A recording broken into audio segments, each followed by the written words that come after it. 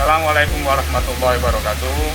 Di sini kami akan menjelaskan cara-cara pembuatan dari biopori yang sesuai dengan peraturan Menteri tahun 2009 nomor 12. Pertama-tama kita sediakan peralatan dan alatnya dulu. Peralatan yang pertama ini adalah namanya tros, di mana tros ini sudah kita berikan tanda ini adalah batas 1 meter. Karena apa? Nanti biopori akan dikeduk atau digali sampai 1 meter kedalamannya. Maka kita berikan tanda 1 meter untuk mempermudah bahwa pengadukan itu sudah 1 meter. Yang kedua adalah linggis. Ada linggis besar dan ada linggis kecil. Di mana linggis besar ini digunakan untuk membantu apabila proses pengadukan dengan tros terasa sulit, maka dibantu dengan menggunakan linggis. Ada 2 linggis, ada linggis besar dan ada linggis kecil. Semua itu digunakan untuk pengadukan apabila trosnya mengalami kesulitan dalam mengambil tanah, mungkin karena kontur tanahnya yang terlalu keras sehingga dibutuhkan linggis untuk membantu pengadukan. Kemudian untuk peralatan lain yang mendukung itu adalah gergaji yang bisa digunakan untuk memotong paralon yang ada. Kemudian bor, di mana bor itu digunakan untuk mengebor dari paralon yang ada, dan juga tutup paralonnya bisa dibor. Diameter dari bornya kira-kira 5 mm. Jadi tidak terlalu besar dan tidak terlalu kecil. Mengapa? Apabila kita gunakan tali nantinya tidak terlalu besar dan tidak terlalu kecil pula.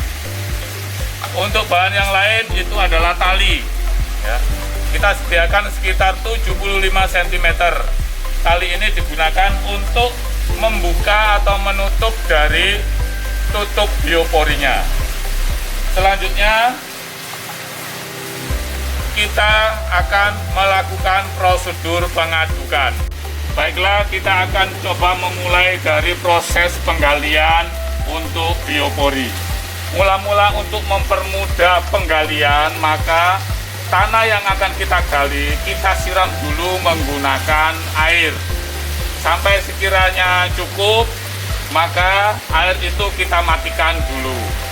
Kalau sudah kita matikan, ini kita jauhkan dari tanah untuk digali. Jauhkan, ya. Kalau sudah, kita lakukan proses penggalian di tempat yang akan kita buat biopori. Caranya bisa berdua, bisa sendiri. Kalau berdua, misalnya seperti ini. Caranya seperti ini. Terus digoyang, ya, sampai akan kita hasilkan sebuah lubang. Ingat bahwa diameter di sini adalah 10 cm. Begitu juga dengan diameter dari paralon, 10 cm. Kita lakukan terus-menerus sampai nanti kedalaman mencapai 1 meter atau 100 cm. Kalau sudah kita dapatkan tanahnya, nah, seperti ini.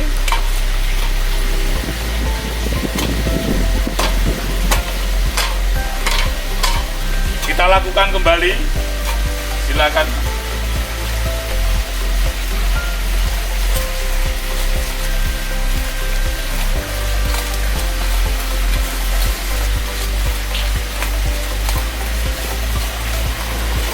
Terus menerus sampai nanti kedalaman mencapai 1 meter. Ya.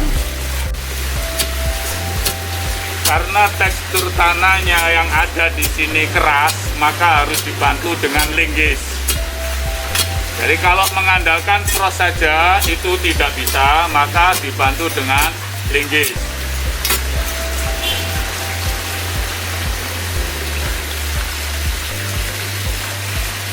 Kami di sini dalam pengerjaannya dibantu dengan Pokja Lingkungan yang senantiasa mendampingi kami dalam pembuatan biopori.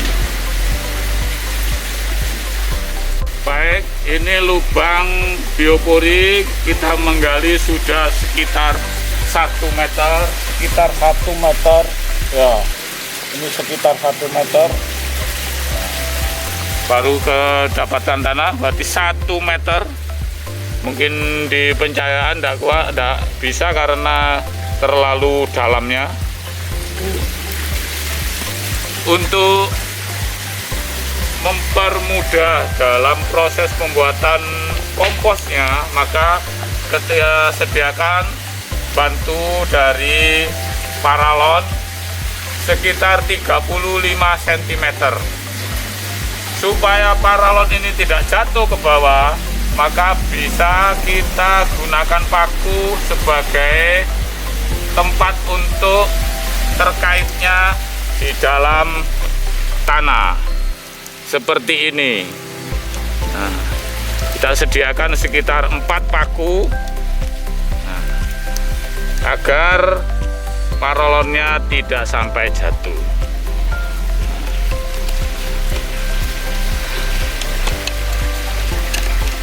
Semacam ini sampai tertembus masuk semua.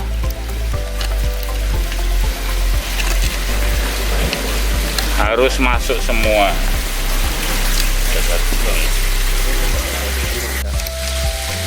Ini adalah proses pembuatan atau pemasukan paralon ke dalam lubang yang sudah 1 meter. Jadi penambahan paku ini supaya posisi dari paralon itu terkait dengan tanahnya agar tidak jatuh ke bawah. Kemudian kita pasang tutupnya. Diperhatikan tutupnya.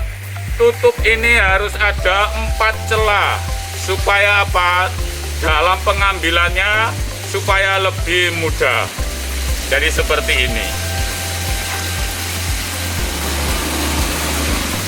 Usahakan posisi dari tutup itu sejajar dengan permukaan tanah, atau posisi tutup ini sedikit masuk ke bawah kira-kira setengah senti. Agar apa? Air hujan atau ada rembesan air, itu air bisa langsung masuk dalam serapan. Sehingga posisi dari biopori ini juga bisa digunakan sebagai tempat resapan, selain juga untuk pembuatan kompos. Baik, kalau sudah tutup bisa kita ambil kembali. Kita lakukan di sini untuk menutup dari paralon menggunakan batu. Kalau tanah itu dikhawatirkan tanahnya langsung masuk sampai ke kedalaman, jadi kita gunakan batu seperti ini. Ya.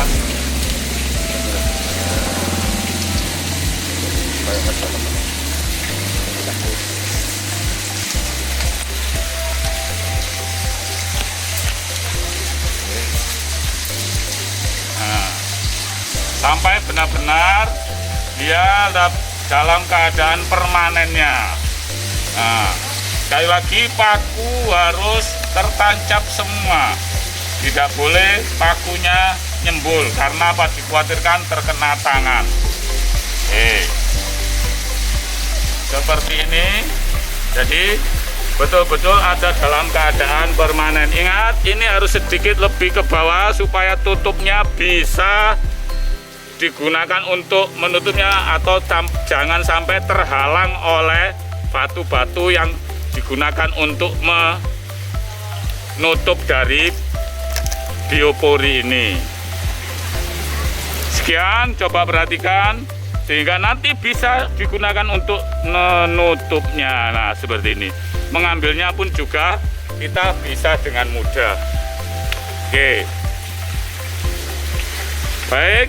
Sudah selesai semua, ya tinggal nanti kita memasukkan sisa-sisa daun. Sekali lagi ingat bahwa daun adalah bukan sampah. Daun bisa kita jadikan sebagai kompos. kita masukkan dalam biopori, insya Allah 2 minggu lagi akan bisa menjadi kompos. Pertama-tama kita akan memasukkan guguran daun untuk dimasukkan ke lubang pori, sedikit demi sedikit sampai penuh.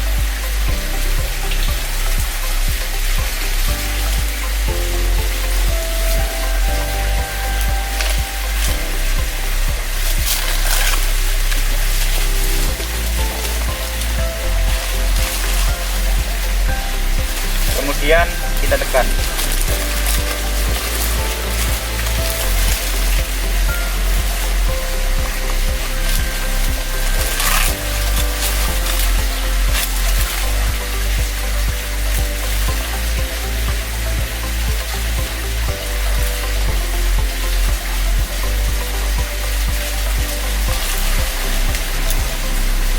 Masukkan kembali guguran daun sampai maksimal.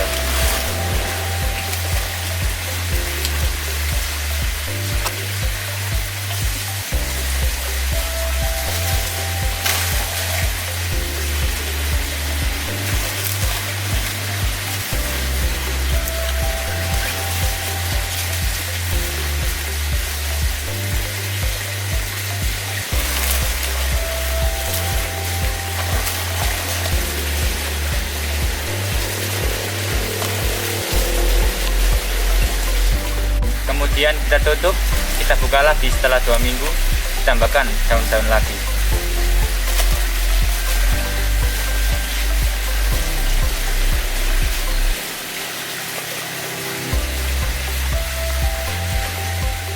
Baiklah, ini adalah akhir dari pembuatan biopori. Kita tunggu sampai 2 minggu. Apabila sudah menjadi kompos, maka bisa kita ambil sebagai kompos atau kita tambahi dengan daun-daun lagi sampai menjadi kompos lagi. Setelah ini selesai, maka kita ambil jarak kira-kira antara 50 sampai 100 cm untuk kita buat biopori yang kedua. Adi Wiyata pasti bisa. MTSN 4 Sidoarjo, jaya, jaya, jaya, luar biasa. Salam bumi pasti lestari.